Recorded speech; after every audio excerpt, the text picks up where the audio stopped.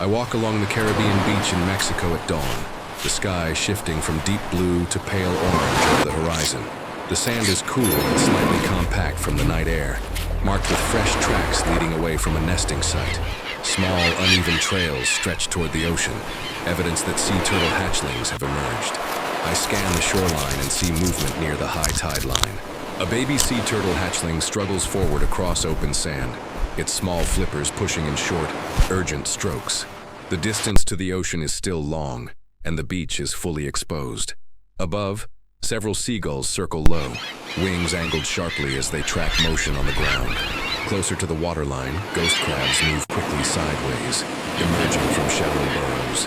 The baby sea turtle hatchling pauses, lifting its head briefly before continuing forward. A seagull drops lower, landing just meters behind the hatchling. The hatchling changes direction slightly, but its movement remains slow and vulnerable. Two ghost crabs advance from opposite sides, claws raised. The seagull hops closer, testing the distance. The hatchling pushes harder, flippers digging into sand that gives way beneath it. More seagulls descend, forming a loose semicircle ahead of the hatchling's path. The ocean glows ahead, close but not close enough. The hatchling remains fully exposed in the open stretch of beach. I stop walking and focus completely on this single movement across the sand. If the hatchling does not reach the surf quickly, it will not survive the next minute. I step closer, but the predators react faster than I do. A seagull strikes downward, forcing the baby sea turtle hatchling to flatten against the sand. The hatchling pulls one flipper inward, then pushes forward again with visible strain. Two ghost crabs close the distance, snapping their claws near its front edge. Another seagull lands ahead, blocking the most direct path to the water. The hatchling changes direction slightly, but that only exposes its side. Wings beat the air low over the sand, stirring loose grains into the hatchling's eyes. The ocean is still moving steadily forward and back, but the surf line remains just out of reach. The hatchling's movements grow slower, each push shorter than the last.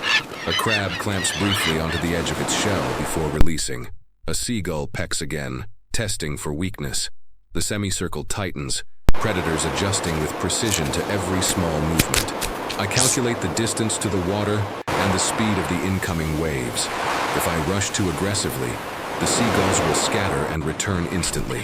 If I hesitate, the hatchling will be overwhelmed before it reaches wet sand. Another wave rolls in and retreats, leaving a darker, firmer strip closer to the ocean. The hatchling reaches the edge of that firmer sand, but is struck again from behind. It pauses longer this time, body pressed flat, energy nearly spent. The crabs reposition, anticipating the next attempt. The window for intervention is narrowing to seconds. I move the instant the larger swell begins to rise offshore. The seagulls hesitate for a fraction of a second as my shadow crosses the sand. I step directly into the semicircle, placing my boots between the baby sea turtle hatchling and the closest birds. Wings lift abruptly, sand scattering as the seagulls hop backward. The ghost crabs freeze, claws raised but motionless. I crouch low, keeping my movements controlled and precise. The hatchling remains pressed against the darker sand, flippers barely moving. Another wave rolls closer, foam spreading forward. I extend one hand carefully behind the hatchling, not lifting it, but shielding it from another strike. With my other hand, I create a clear corridor toward the water. The seagulls retreat several steps but do not leave entirely. The crabs slip back toward their burrows as the incoming water reaches their legs. The foam touches the hatchling's shell for the first time. The hatchling reacts immediately, flippers digging harder into the wet sand. I guide gently from behind without gripping, allowing instinct to lead. The next surge of water pushes higher, lifting the hatchling slightly. I step aside just enough to prevent blocking the natural movement. The hatchling gains forward momentum in the thin sheet of water. The surf begins to pull back toward the sea. This is the only moment that matters. I remain at the water's edge, watching the small, dark shape move just beyond the breaking foam. The baby sea turtle hatchling paddles instinctively, flippers moving in steady, alternating strokes. A retreating wave pulls it slightly sideways along the shoreline. For a moment, the hatchling drifts back toward shallower water. A seagull steps into the edge of the surf, testing the boundary again. The hatchling struggles against the lateral current, fighting to angle toward deeper water.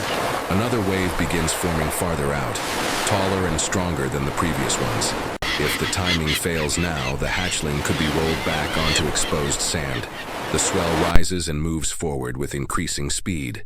The hatchling continues paddling, barely visible between foam lines. The wave reaches it and lifts it higher than before. Instead of pushing it sideways, the force carries it straight outward. The hatchling disappears briefly beneath the crest. I hold my breath, tracking the turbulence. The wave breaks and reforms, smoothing into deeper blue water. A small, dark silhouette surfaces beyond the strongest break. The hatchling's flippers resume a steady rhythm, now beyond the reach of the birds. The seagulls remain on the shoreline, unable to follow. The current pulls the hatchling farther into open water. The final danger dissolves with the retreating foam. I remain standing at the edge of the Caribbean beach in Mexico as the dawn light grows stronger. The baby sea turtle hatchling is now a small, steady shape beyond the breaking waves. Its flippers move in a consistent rhythm, no longer fighting sand or predators. The distance between the hatchling and the shoreline increases with each passing swell. Seagulls remain scattered across the wet sand, no longer interested in the water. Ghost crabs retreat fully into their burrows as the tide settles into its normal pattern.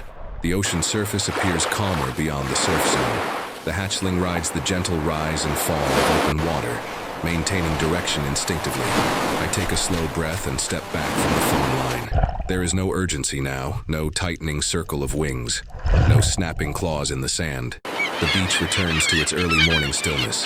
The hatchling becomes smaller against the widening horizon, continues forward without hesitation. The first sunlight reflects off the water, illuminating the path ahead.